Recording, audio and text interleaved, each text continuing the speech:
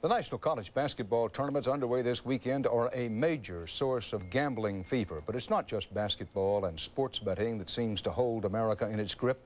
You can now bet legally in all but 2 states. There are lotteries in 7 states, and we as a people are gambling at a rate of almost $210 billion a year. Some of that money from the lotteries goes to good causes, but in the second of 2 reports, correspondent Bob Fall looks at gambling's hidden costs.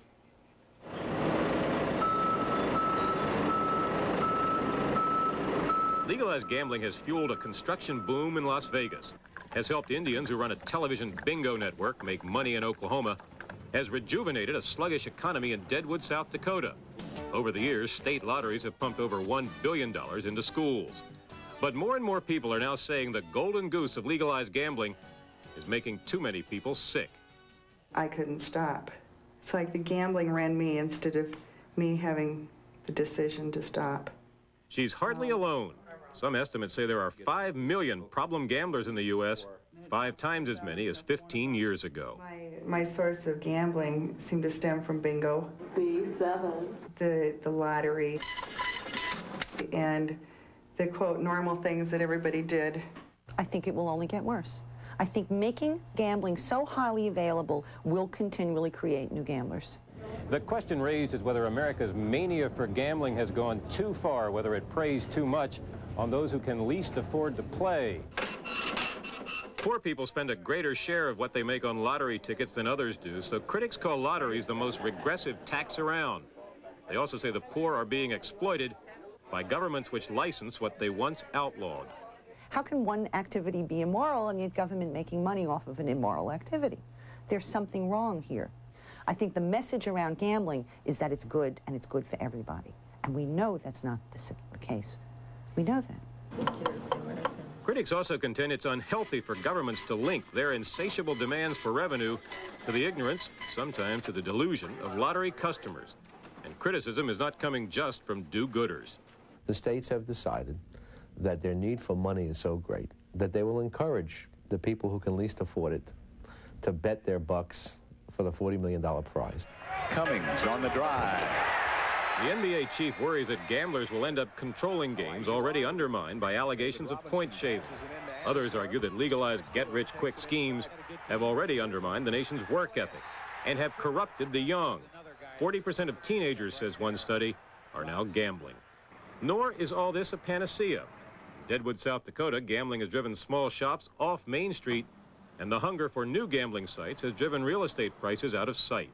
Properties that were selling for or listed for sale or appraised at values of $75,000 to $80,000 have been sold for $325,000, upwards of $750,000. The basic question, though, is not economics, it is ethics. Should the government try to cash in on fantasy, tell citizens it's okay to get something for nothing? The gaming industry labels questions like that paternalistic, even racist. I don't think that we run the risk of undermining the social fabric by giving people a chance to win at lotteries. I think they do it for fun because it gives them some excitement. I think they know exactly what they're doing. Despite the controversy, what is clear is that the money is bigger now than ever before, and so are the odds against winning. Bob Fall, CBS News, Las Vegas. Another Soviet republic began a formal campaign for independence today. The Parliament of Georgia reportedly passed a resolution condemning the Soviet takeover of Georgia more than half a century ago. It called for talks with the Kremlin on restoring Georgian independence. Lithuania is leading the rush to secede. Nationalist leaders there say they'll vote on a declaration of independence this weekend.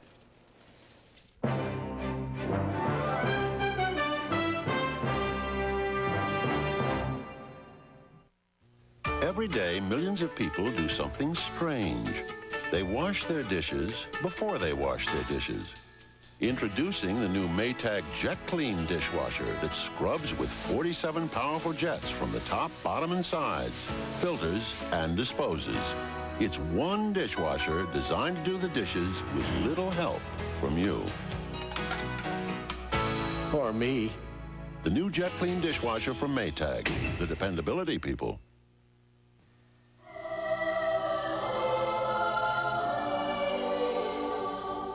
The freedom to say and think what we believe, to express our individuality and diversity. That's our birthright, and it's ensured by this document. Join us in supporting the National Archives celebration of the 200th anniversary of the Bill of Rights. Ooh, I love the taste of crab delights from Lewis Kemp Crab Delights tonight. It's a seafood paradise. Crab Delights tonight. Crab Delights from Lewis Kemp. So easy, so delicious, right out of the package in your favorite dish. Can't help this love of mine. Now I have seafood anytime. Ooh, I love the taste of Crab Delights. Crab Delights tonight. From Lewis Kemp.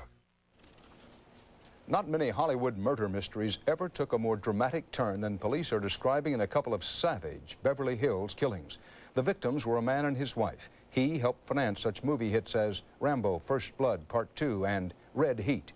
The alleged killers are, well, let Jerry Bowen tell you about it. It had all the signs of a mafia hit when Beverly Hills police were called to the Menendez mansion that cool night last summer. I've been in this business for over 33 years, and I've heard of very few murders that were more savage than this one was. No signs of a break-in or a burglary, only the bodies of entertainment executive Jose Menendez and his wife Kitty in the family TV room, torn by shotgun blast that one of the neighbor kids heard. It sounded like... Their college-age sons, 19-year-old Eric and 22-year-old Lyle, said they found the bodies after a night at the movies. But new evidence, ranging from records of the family psychologist to a movie script about a rich kid who kills his parents, now indicates the brothers did it. We were waiting for the glue, if you will, to bind it all together. And just recently, that glue has come about, and I feel that we have a very tight case indeed. Police arrested Lyle at the family mansion yesterday. Younger brother Eric's reportedly returning from an overseas trip to surrender. And like the script Eric once wrote and his mother typed for him, police say the motive was apparently money, a $14 million inheritance to be shared by the brothers. An erased computer record about a will suggests the father was about to make a change. A mob hit over some shady movie deal, say police, is pure fantasy. But it's all the boy's grandmother wants to believe. In the mafia. This is too much money.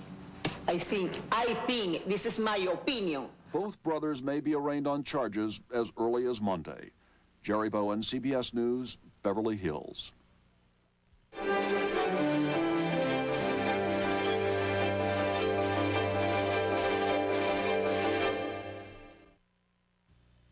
Sears' great buying power brings you this 3-lux camcorder that shoots beautifully, even in low light. For just $20 a month. It comes with free wide-angle and telephoto lenses and color enhancement light, too. Now at Sears and Sears Brand Central.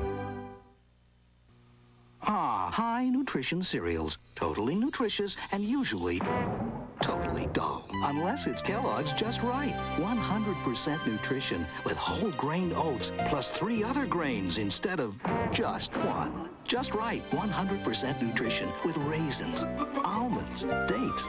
If your high nutrition cereal leaves you totally flat, just taste Just Right. 100% nutritious, 100% delicious. Watching cholesterol? You'll love Hellmann's Cholesterol Free. Tomatoes are ripe for Hellmann's. Breads rise for Hellmann's. Lettuce heads for it. Time can't wait for it. Food loves Hellmann's. Discover how great half the fat and no cholesterol can taste. Hellmann's has the taste you love. Cholesterol free, spread it on and see the one best mayonnaise. Yes, food loves Hellmann's. So bring out the Hellmann's and bring out the best. Even simple motions can strain bladder muscles. If you have a bladder control problem, this is when you need a TENS. The difference? A TENS fit higher to stay in place when you need it most. A TENS gives you protection in motion. Do Major League Baseball owners or players care about fans? The owners and the players' union said today they don't expect any movement over the weekend on stalled contract talks. The owners' lockout continues. And in the little universe of spring training towns, that standoff dims hopes that aimless afternoons will be called on account of game. Bob McNamara is with those waiting in the sun. I love baseball. I hate to see it locked out. I hate it. My God, what would the world be without baseball? The sun is all that warms the seats of Arizona's spring training ballparks today. Winter cobwebs cling to the turnstiles, no programs, peanuts or beer. And we just hope that these two groups, millionaires and billionaires, can get together and do something for the fans. The owners own the mine, the players getting the gold, and us fans getting the shaft. Like mourners at a cemetery, fans still come to stand and stare, to grieve over Bermuda grass. A father's Christmas promise now as empty as the locker rooms that might stay that way. Ticket refunds, no consolation at all. This is like giving a Cub fan from 1924 a kick in the face. I'm serious, I mean it. There is baseball here, but it's the minor leaguers in training. Tomorrow's 220 hitting millionaires, not today's. Not even a guy from Babe's days. When Babe made $80,000, they thought that's unheard of. Of course, Babe's turning over in his grave right now.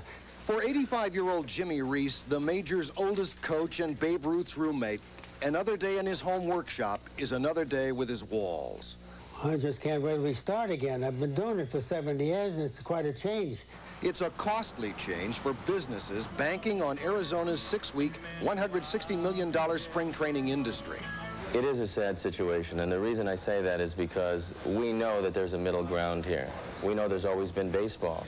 But hot dog sales where the Brewers train, brisk demand for lockout T-shirts, and warming where big leaguers won't brings talk of going cold turkey on the game. I don't know if I want to be a part of it anymore, seriously. Really? Because it's just too money hungry. Field of dreams or field of greed? Just pretending hurts. 4, it's 1, 2, 3 strikes, you're out at the old ball game. Hey! Bob McNamara, CBS News, Phoenix. And that's part of our world tonight. Bob Schieffer will have the news for you tomorrow. Later it's Saturday night with Connie Chung, and then there'll be 60 Minutes, of course, on Sunday evening. Dan Rather for the CBS Evening News. I'll see you again Monday night. Good night.